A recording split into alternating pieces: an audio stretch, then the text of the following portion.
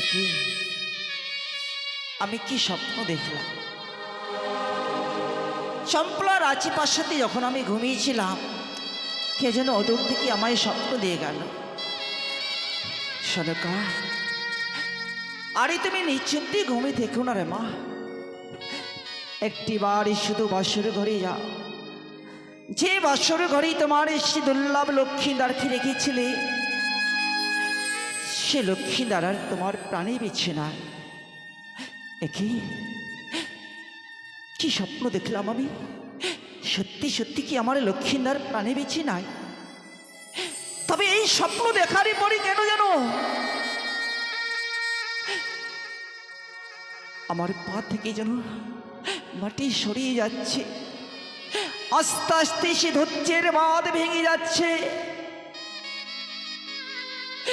আস্তে আস্তে কেন আমার পা দুটি অবশ হয়ে যাচ্ছে? কেন এই স্বপ্ন দেখে আর স্থির হয়ে থাকতে পারছে না আমি? ও আমার যে একটি মাত্র সে দুর্লভ লক্ষ্মীধর, এই লক্ষ্মীধর যদি হারিয়ে যায় তাহলে কে আমায় সে মা বলে রাখবে?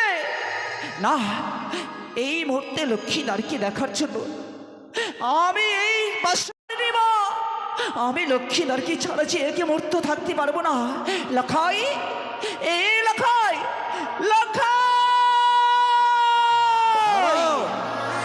দাঁড়াও সনাতা, লখাই বলতে বলতে কোথায় ছুটে চলেছ? ভেবে দেখেছ নিশি প্রমাদ হতে এখন অনেকক্ষণ, আর তুমি পাগলিনী বেশি কোথায় ছুটে চলেছ সনকা? স্বামী, আজকে না আমি স্বপ্ন দেখেছি, এই স্বপ্ন দেখে স্থির হয়ে না থাকতে আমি লখাইকে দেখার জন্য ওই বাসর ঘরে ছুটে যাচ্ছি গো। স্বপ্ন দেখে তুমি পাগলিনী হয়ে গেছে সনকা? একটা কথা জেনে রাখো, স্বপ্ন স্বপ্নের মতোই আসে, স্বপ্নর মতোই চলে যায়, স্বপ্ন কখনো বাস্তবে পরিণত হয় না। কিন্তু তুমি আজ হঠাৎ করে এমন কি স্বপ্ন দেখেছো সনকা? স্বামী, দোয়াই তোমার, আজকে যে স্বপ্ন দেখেছি আমি, এই স্বপ্ন দেখে দিয়ে যাওয়ার আমি স্থির হয়ে থাকতে পারছি না। আমার যেন আস্তে আস্তে সে দুধের বাঁধ ভেঙে যাচ্ছে, আস্তে আস্তে যেন আমার মাটি থেকে পাশ থেকে সে মাটি সরে যাচ্ছে। এমনই স্বপ্ন দেখেছি জানো, যে লক্ষ্মীদারকে আমার বাসর ঘরে রেখেছিলে, সে লক্ষ্মীদারকে যে পদ্মারে কালে ডাকিয়ে দিয়েছে। কোনোদিনও হতে পারে না। ভুলে যাচ্ছ কেন? দেবশিল্পী বিশ্বকর্মা দিয়ে নির্মাণ করেছে নিশ্চিত্র বাসর ঘর। দেবশিল্পী বিশ্বকর্মা যদি আমাদের সঙ্গে বিশ্বাসঘাতক না করে, ওগো মনসা তো দূরে থাক, তার চর প্রবেশ করতে পারবে না বাসরের ভিতর। স্বামী, তুমি কেন বোঝো? আমি যে আগে করে ছয়টি সন্তানকে হারিয়ে ফেলছি, সন্তান হারা যে ব্যথা আমার কাছে রয়েছে, আচ্ছা আমারই মনে বড় ভয় হয়, এই স্বপ্ন যদি সত্যি হয় আমার লক্ষ্মীদারকে আমি হারিয়ে ফেলি, আমি কাকে নিয়ে বাঁচবো এই চম্পকে নগরে বলো? জানি হারিয়ে ফেলেছি বলে হারানো ভয়টা আমাদের মধ্যে রয়ে গেছে। হ্যাঁ গো, কিন্তু তুমি ভুলে যাচ্ছ কেন সরকার? লক্ষিন্দর বৌমারাজ ফুলশয্যা রাত, আর এই ফুলশয্যা রাতে আমরা পিতামাতা হয়ে ওকে তাদের কাছে চাই কি করে বলতে পারো সনকা? স্বামী, আমরা গিয়ে তো বাসরে প্রবেশ করবো না, শুধু বাইর থেকে লক্ষ্মীনারের সঙ্গে বৌমার সঙ্গে কয়েকটি কথা বলে আবার না হলে ফিরে চলে আসবো। বেশ, বলছো যখন চলো। লক্ষিন্দরের জন্য আমারও মনটা বড় বেকুল হয়ে পড়েছে।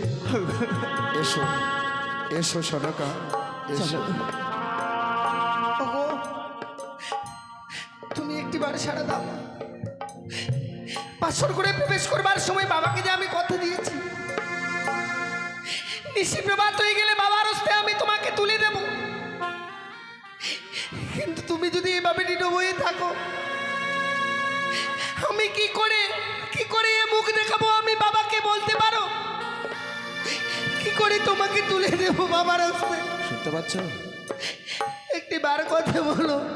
তোমাকে বলেছিলাম না, ওগো শেখারেরা যেমনি ভাবে কষ্টি পাথর দিয়ে সোনাকে যাচাই করে নিয়ে আসে, আমি আমার বৌমাকে যাচাই করে এনেছি।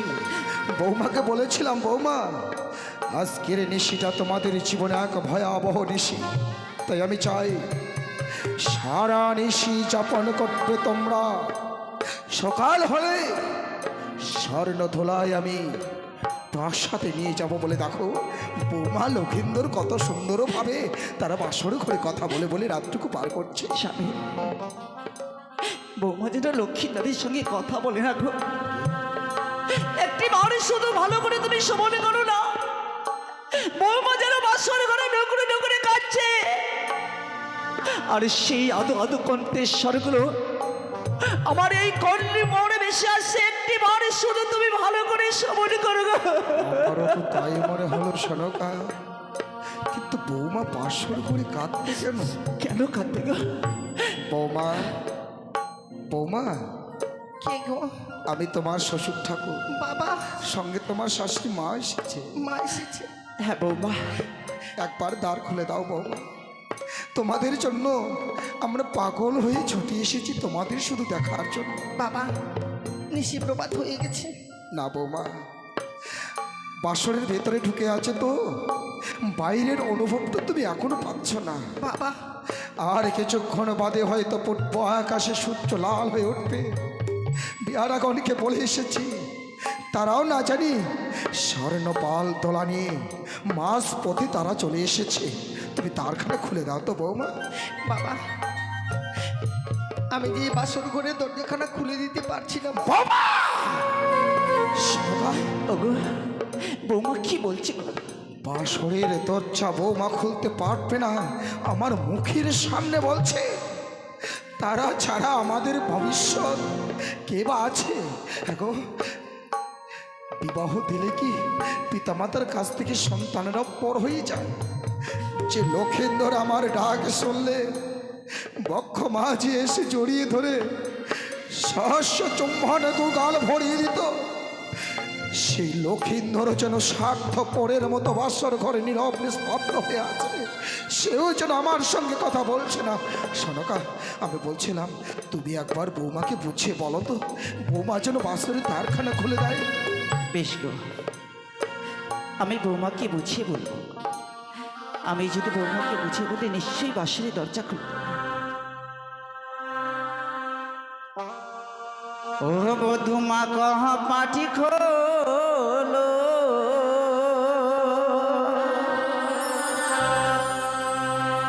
আরে ও রে রানীর বধূ, ও রে রানীর বধূ, বধুমা কহ পাটি খোলো।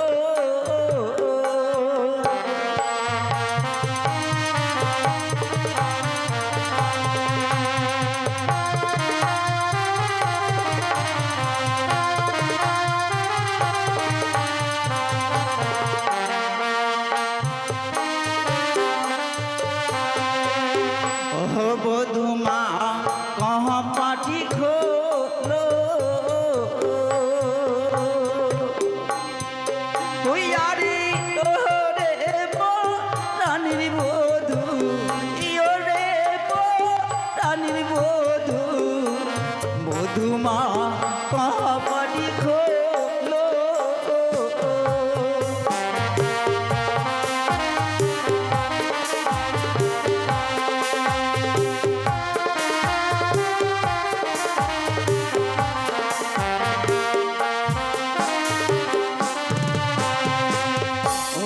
ওয়ারি কি হয়েছে ও গো বৌমা,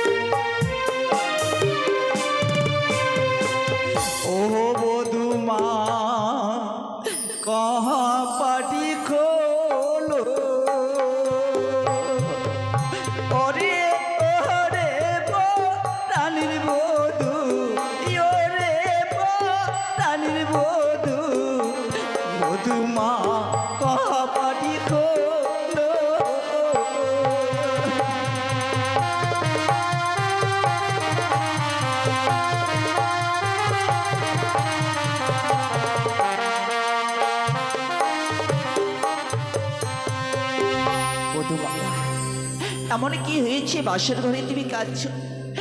কেন তুমি বাসরের দরজা খুলে দিচ্ছ না? মা, বলো।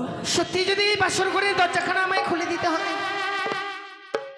এই বাসর ঘরের দরজাখানা খোলার পূর্বে বাবাকে যে আমার সঙ্গে 3 সত্য অঙ্গীকার করতে হবে।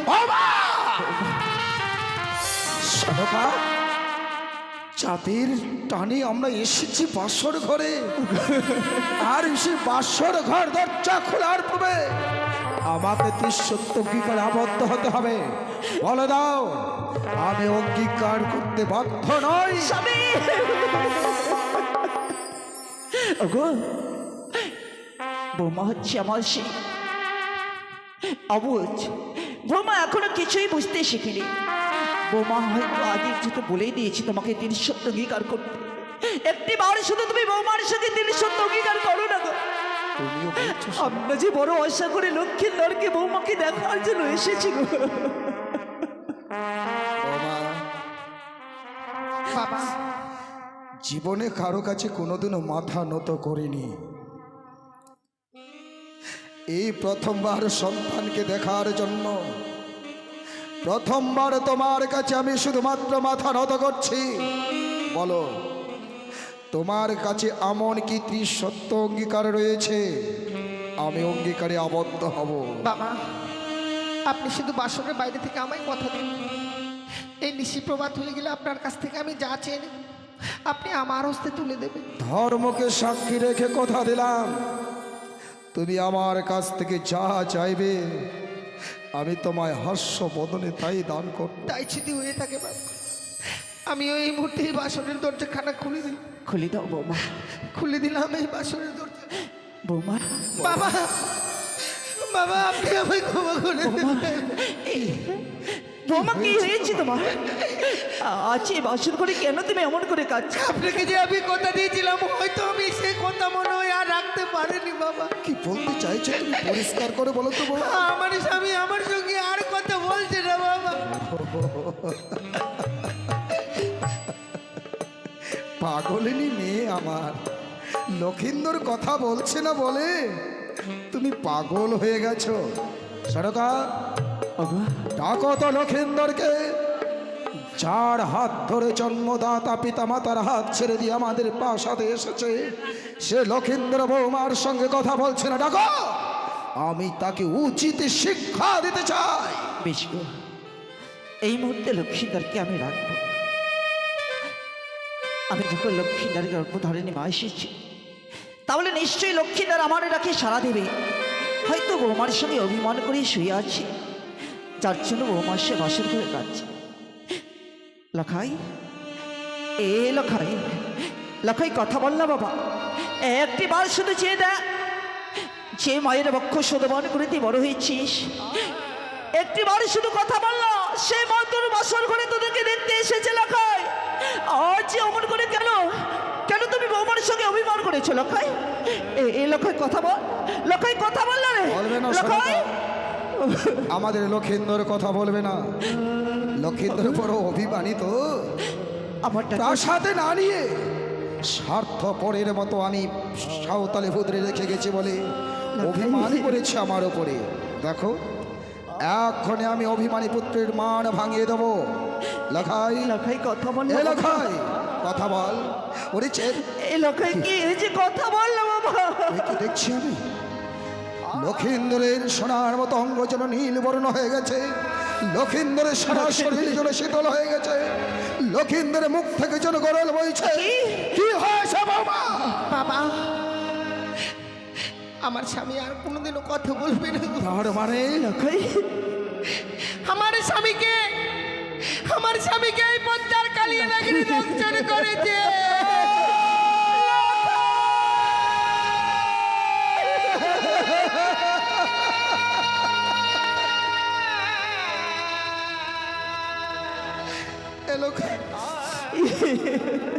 কথা বল না পুত্র, কথা বল লখাই, ওরে কথা বল। দেখতে দেখতে জীবনটা আমার অবসরের দিকে। লখাই কথা ভেবেছিলাম শেষের দিনে তোর কাঁধে চেপে আমি শ্মশানে যাত্রায় যাব, তুই আমায় কাঁধে নিয়ে বলো হরি হরি বলে বলতে বলতে শ্মশান যাত্রায় গিয়ে আমার সৎকাজটুকু করবি। আর আজ তুই আমার মুখে আগুন না দিয়ে আমার বুকে আগুন জ্বালিয়ে দিয়ে চলে গেলি। কথা বল বুদ্ধ। লাখাই রে, ওরে লাখাই, একটি বাড়ির সাথে তোর পিতার সাথে কথা বলল রে। তোর জন্মদাতা পিতা তোকে বাসর করে, আরে তোর গর্ভধারিণী মা দেখ এসেছে, কেন কথা বলিস রে বাবা? আচ্ছা আমাদের সঙ্গে তুই অমন করে কেন অভিমান করেছিস লাখাই? লাখাই কথা বলে আমি জানি লাখাই, আরে কোনোদিনই হয়তো আমাদের সঙ্গে কথা বলবি না লাখাই, সারা জীবনের বন্ধু। ওরে একটি বাড়ির সাথে মা বলে ডাক না লাখা, এই মা বলে ডাকলে যে আমি বড় শান্তি পাবো লাখা। একটি বাড়ির শুধু মা বলে ডাক না।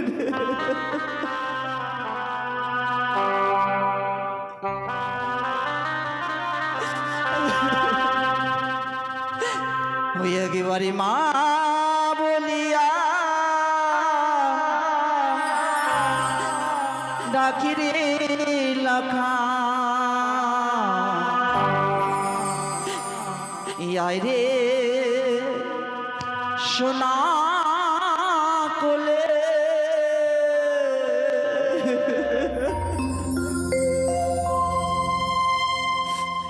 একেবারে মা বলিয়া ডাকি না লাখা, আয় না সোনা কোলে।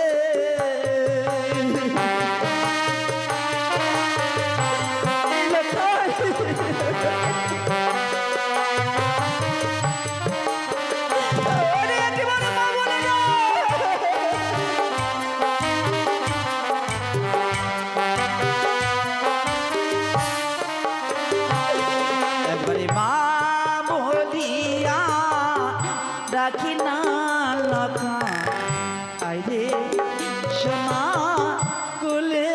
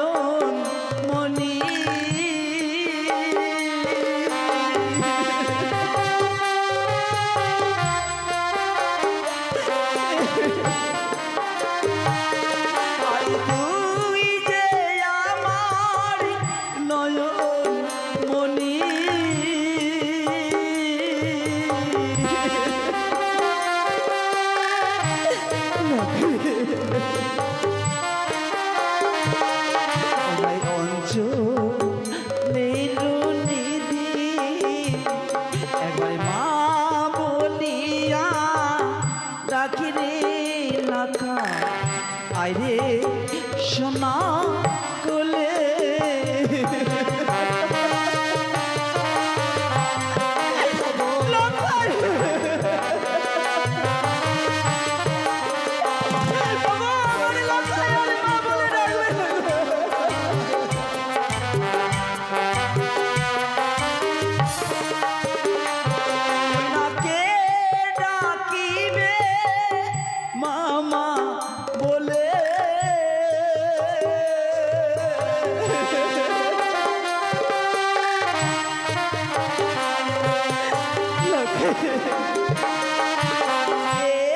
ডাকিবে মামা বলে,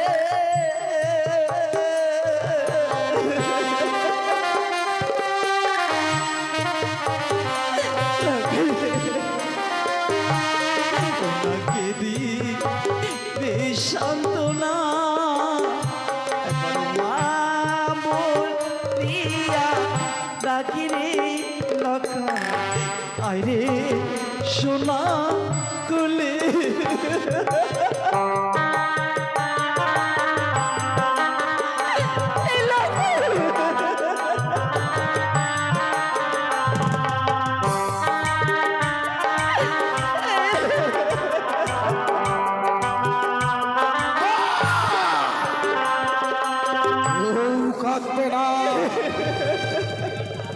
বাসর ঘরে লক্ষিন্দর প্রাণে মারা গেছে বলে লক্ষিন্দরের সঙ্গে যদি আমি বাসর ঘরে কান্না করি, ওই রাক্ষস বেদিকানি বলবে ওই তো চাঁদ পুত্রের সঙ্গে ঢোকতে ঢোকতে কাচ্ছে, এবার আমার চরণে চাঁদ লুটিয়ে পড়বে। কিন্তু আমি কাঁদবো না, জানবো লক্ষিন্দর প্রাণে মারা গেছে, আজ হইতে আমার আপদ বিদায় হয়েছে।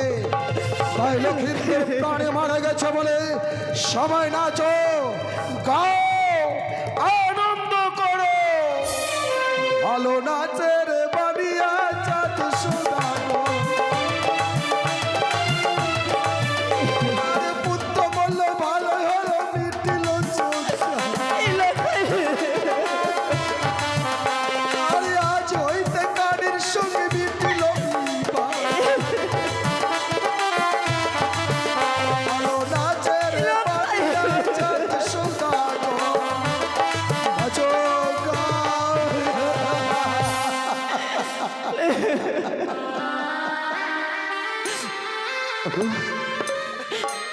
এই বাসর ঘরে আমি লখাই লখাই বলে কাঁদছি, আর তুমি মনের আনন্দে বাসর ঘরে তুমি গানে গাইছো, তুমি নাচছো।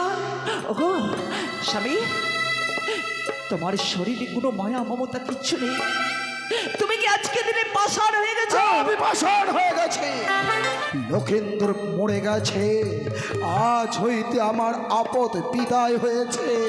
এখন তুই কুচক্রি কানি আমার কাছে এসে বলতে পারবে না যে আমার চরণে পুষ্প দাও। আমি এখন মহানন্দে, আমি মহানন্দিত হয়ে নাচছি, গাইছি, আনন্দ করছি। স্বামী, সে লক্ষ্মীদার আমার সে বাসর ঘরে প্রাণে মারা গিয়েছে, লক্ষ্মীদার আমার সে কথা বলবে, তবে আজকে দিনে তোমাকে একটি কাজ করতে হবে স্বামী। সত্যি সত্যি লক্ষ্মীদার আমায় সে মা বলে ডাকবে। কি বলছো তুমি? তোমায় আবার সে বাবা বলে ডাকবে, আবার আমরা সে মা ডাকে বাবা ডাকে ফিরিয়ে পাবো গো। মৃত সন্তান পুনর্বার আমাদের পিতা মাতা বলে ডাকবে, বিনিময়ে আমাকে একটা কাজ করতে হবে। হ্যাঁ স্বামী, বলো সনকা, লক্ষিন্দরের জন্য সব কিছু করতে প্রস্তুত, বলো আমায় কি করতে হবে? স্বামী, আজকে দিনে তোমাকে দেবী পুজো করতে হবে। দেবী পুজো? হ্যাঁ গো। যে দেবীর করুণায় যদি আমার লক্ষিন্দর ফিরে পাই, বলো সনকা কোন দেবীর পুজো করতে বলছো? আমি করব। করবে তুমি দেবী পুজো? সে দেবীর নাম শুনলে তোমার মনে প্রাণে শীতল হয়ে যাবে, মনের আনন্দে পুজো দিতে চাইবে। ওগো দেবীর নাম হচ্ছে চতুর্ভুজতে নয়নে মা মনসা। লক্ষিন্দরে প্রাণ ভিক্ষার জন্য তুমি ওই রাক্ষসের পুজো করতে বলছো? তুমি আমার সনকা, নইলে এই মুহূর্তে তোমার চেহরা টেনে ছেড়ে কুকুর শিগালকে দিয়ে খাওয়াতাম। এই রাক্ষসের নাম উচ্চারণ করেছ, বড় অপবিত্র হয়ে গেছো তুমি। এই মুহূর্তে তুমি বাসার ঘর পরিত্যাগ করো। চলে যাও। এই বাসরে ঘরে থেকে আর কি হবে? আমি সে লক্ষ্মীদার আমায় সে মা বলে ডাকতো, সে লক্ষ্মীদার তো আমায় যেন সারা জীবনের মতো ছেড়ে চলে গেল। তাহলে আর এই বাসর ঘর থেকে তো আর কোনো লাভ হবে না আমার। সারা জীবনের যখন আমি মা ডাক থেকে বঞ্চিত হয়ে গেলাম, আমার দুই নয়ন যেদিকে যাবে সেই দিকে আমি লখাই লখাই বলতে বলতে চলে যাব। যদি লক্ষ্মীদার আমার সে আমার মা বলে ডাকে, আমার বক্ষ মাঝে যদি লক্ষ্মীদার আমার বেরিয়ে আসে, তাহলে আমার জীবনটুকু লখাই রে, এই লখাই, একটি বার শুধু মা বলে রান্না লখাই, লখাই, এ লখাই, আয় একটি বার তোর গর্ভধারিণী মায়ের কাছে আই লখাই।